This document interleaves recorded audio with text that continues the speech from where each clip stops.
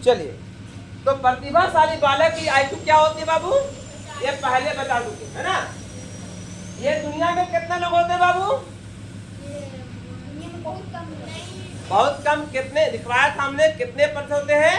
ये दुनिया में होते हैं केवल 2%। 100 में 2 आदमी ऐसे होते हैं जिसकी आईक्यू 140 से ऊपर होता है, याद रखिए, ठीक है। अब किसी किसी का भाई ऐसा निकल जाता है, किसी किसी का बेटा निकल जाता है ऐसा, जो बहुत तेज रहता है ना। इसलिए साइकोलॉजी पढ़ा जाता है। साइकोलॉजी पढ़ के समझो कि किस बच्चे का आईक्यू कितना है और उसके हिसाब से उसको डालो उस काम में, है ना। अब आप बताइए, जो प्रतिभाशाली बालक होते हैं वो कैसे होते हैं, उनका गुण कैसा होता है? तो यहाँ पर लिखिए प्रतिभाशाली बालक का गुण। पहला, प्रतिभाशाली बालक का गुण कैसा होता है ना। प्रतिभाशाली बालक का गुण कैसा होता है? तो सबसे पहले ये मानसिक रूप से सुदृढ़ होते हैं। मानसिक रूप से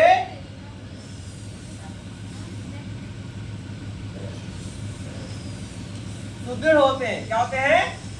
मतलब मानसिक दृष्टिकोण से बड़े मजबूत होते हैं, मेंटली स्ट्रांग होते हैं ये, है ना। मानसिक दृष्टिकोण से बड़े सुदृढ़ होते हैं, है ना। आया कौन? पहला गुण प्रतिभाशाली बालक का पहला गुण क्या होता है कि मानसिक दृष्टिकोण से कैसे होते हैं? बड़े सुदृढ़ होते हैं, स्ट्रांग होते हैं, मेंटली मजबूत होते हैं ये, है ना। इन्हें कोई टेंशन नहीं होता है इनको। नंबर 2, है ना।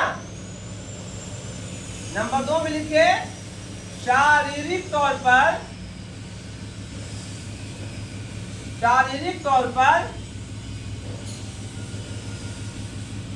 स्ट्रांग होते हैं, मजबूत होते हैं ये। शरीर भी इनका अच्छा होता है, एकदम फर्स्ट पुष्ट, है ना। लंबा चौड़ा भी, अगर दुबला पतला भी होगा ना तो डॉल बॉडी होगा। क्या होगा? बहुत आदमी देखे होगे एकदम दुबला पतला है ना, लेकिन बहुत तेज है और बहुत ही छरफर है, कहीं बीमार नहीं पड़ता है, उसका बॉडी स्ट्रांग होता है। तो ये शारीरिक दृष्टिकोण से मजबूत होते हैं। क्या होते हैं? इसका शरीर ना अधिक भारी होता है ना अधिक हल्का होता है, नॉर्मल होता है, ठीक है। और जिसका शरीर इस टाइप का होगा वो न कभी बीमार पड़ेगा, हमेशा फुर्तीला रहेगा। और जब आदमी फुर्तीला रहता है ना, पढ़ाई करोगे, इंसान की पढ़ाई किससे? माइंड से होती है। तो कहा जाता है मन चंगा था कठौती में गंगा। अगर मन आपका चंगा है तो कठौतियों में गंगा है। तो मन को सही करना है ना। जो मेंटली मजबूत होता है वह सब कुछ कर सकता है, और जो मेंटली कमजोर है वो कुछ नहीं कर सकता, समझे। अब इसका कोई इलाज भी नहीं है, मेंटली कोई इलाज नहीं है कि अगर मानसिक रूप से कमजोर है तो उसका इलाज भी नहीं है, ठीक है। वो ऊपर वाले ने बना के भेज दिया वैसे ही। और क्या होता है? सामाजिक तौर पर सुदृढ़ होता है ये, सामाजिक तौर पर सुदृढ़ होता है ये। सुदृढ़ मतलब मजबूत, हाँ, समाज के हर चीज को जानता है, सुदृढ़ होता है, यानी इसके अंदर सामाजिकता पाई जाती है। समाज के हर बात को समझता है, हर गुणों को मानता है ना।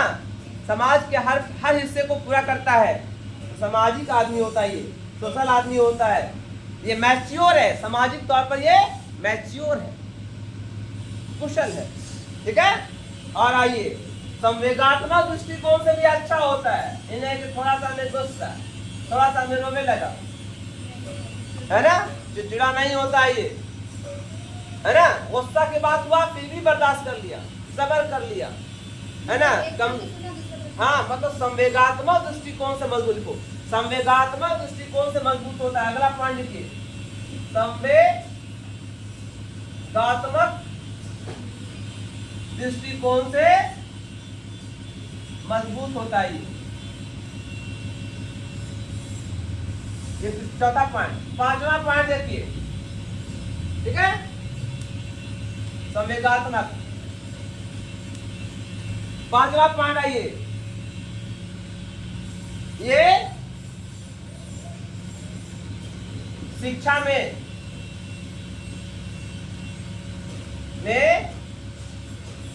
अधिक ध्यान देता है, पढ़ने में बड़े माहिर हो गई है ना, शिक्षा प्राप्त करने में माहिर होगा, इसको सिखाने की आवश्यकता नहीं पड़ेगी, खुद से पढ़ेगा, है ना, ये थोड़ा सा पढ़ेगा समझ जाएगा, तो शिक्षा ग्रहण करने में आसानी होती है, ठीक है। चलिए आगे लिखिए, अगला पॉइंट,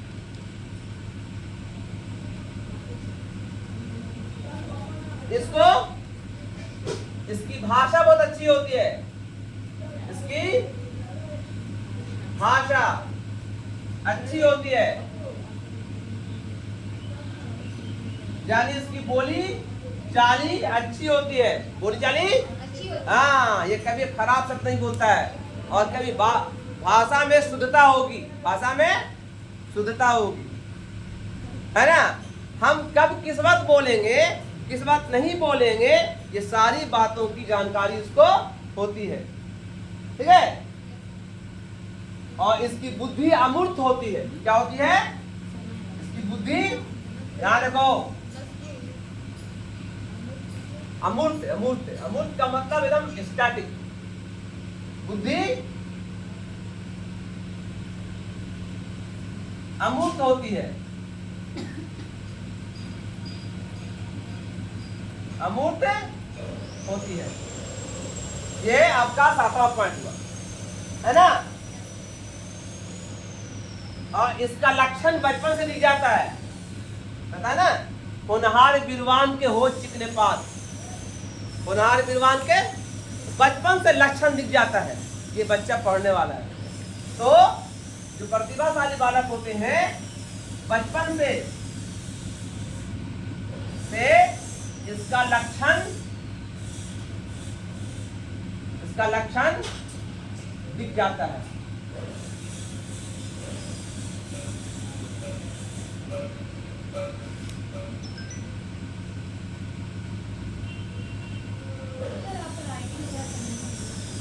बोल रहे हैं, हम तेजी से बोल रहे हैं। चलिए अब आइए अगला पॉइंट, बताओ इसको। अब अभी किसको बता रहे थे हम लोग, प्रतिभाशाली बालक। अभी क्या बताएंगे हम लोग, उसका उल्टा कौन हुआ, मंद बुद्धि का बालक।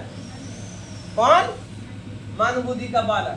इसमें कौन कौन मंद बुद्धि है, अपने से बोलो। हम नहीं, तुम हो मंद बुद्धि के बालक। उल्टा पान खाती, उल्टा पानी आता आपको, मंद बुद्धि के बालक नाम बताओ, साधारण बुद्धि के बालक तुम हो। अब मंद बुद्धि का बालक का आईक्यू क्या होता है, बताओ जी, खड़ा हो, पढ़ने नहीं बताओ। मंद बुद्धि के बालक की आईक्यू क्या होती है, आईक्यू बताइए हमको, सब थोड़ा बहुत नहीं होता है। मंद बुद्धि के बालक की आईक्यू कब से शुरू होती है, बताइए कब से शुरू होती है। 90 से शुरू होती है, 100, 90 से 25 तक कमेगा, कमेगा, ठीक है, समझे। मंद बुद्धि के जो बालक होते हैं, देखो 90 से अगर कोई 70 के बीच में है, बढ़िया बढ़िया, 90 से इसकी आईक्यू 70 के बीच में है, तो बचवा ठीक ठाक ना, अच्छा पढ़ाई ना करेगा, हाँ घर का काम कर लेगा, है ना, साइकिल बना लेगा, वो मिस्त्री का काम कर लेगा, कमा खा लेगा, कमाया, ये 8वां क्लास तक पढ़ लेगा, ठीक है। और जब 70 से, यहाँ देखो 70 से 50 तक इसकी बुद्धि होती है, ये ऐसे बालक जो होते हैं बहुत कमजोर होते हैं। ये 8वां तक पढ़ सकते हैं और ये 5वां तक पढ़ सकते हैं, बहुत मेहनत करेंगे तो, और जो आपको 70 से 50 उससे जो कम होता है, 25 से कम, ये इसको एकदम इडियट बोला जाता है। क्या कहता है? इडियट, महामूर्ख। ये किसी लायक नहीं है, अपने पजामे का नाड़ा नहीं बांध सकते, उसको कुछ पता नहीं रहेगा। एकदम बच्चा, वो 5वां क्लास का बच्चा, 5 साल का बच्चा, 3 साल का बच्चा, वो सब समझता है, लेकिन वो पूरी तरह से माँ बाप पे सहारा है। एक बच्चा को, है ना? क्लियर हो गया? तो मंद बुद्धि का बालक कौन हो गया? लिखाया भी उसमें, आप लोगों को लिखाया हुआ मंद बुद्धि का बालक इसमें, है ना? चलिए अब आइए मंद बुद्धि के बालक की विशेषता बताइए। देखिए मंद बुद्धि के बालक की विशेषता, पहला, मानसिक दृष्टिकोण से कमजोर होता है। पहला, हाँ, पहला मानसिक दृष्टिकोण से कमजोर होता है। मानसिक दृष्टिकोण से कमजोर होता है, दृष्टिकोण से कमजोर होता है।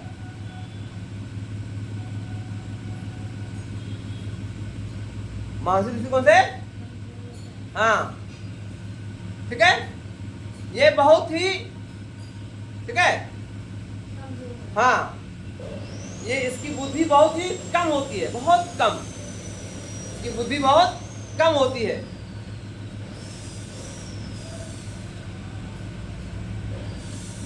ठीक है, हाँ, ये दुनिया में 2% है, ये दुनिया में सिर्फ 2% है।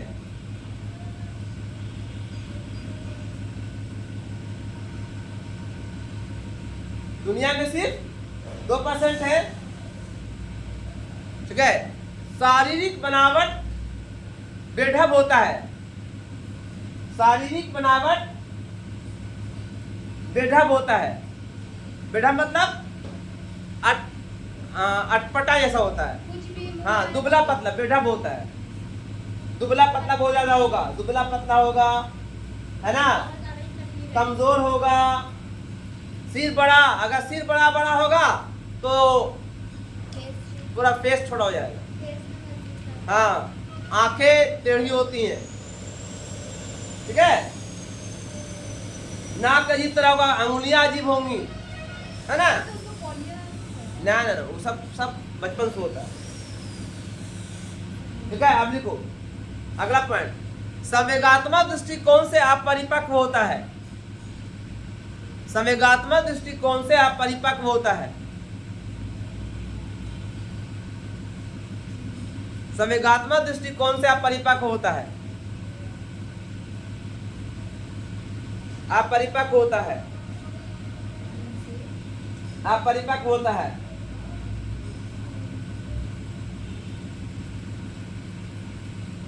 हो गया?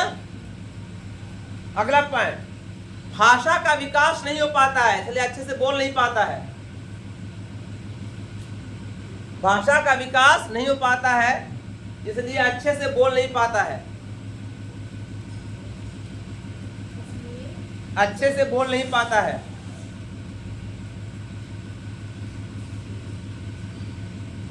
अच्छे से बोल नहीं पाता है।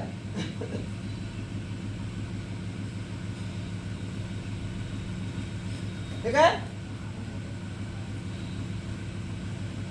समाज में समायोजन की कमी होती है, समाज में समायोजन की कमी होती है, समायोजन की कमी होती है।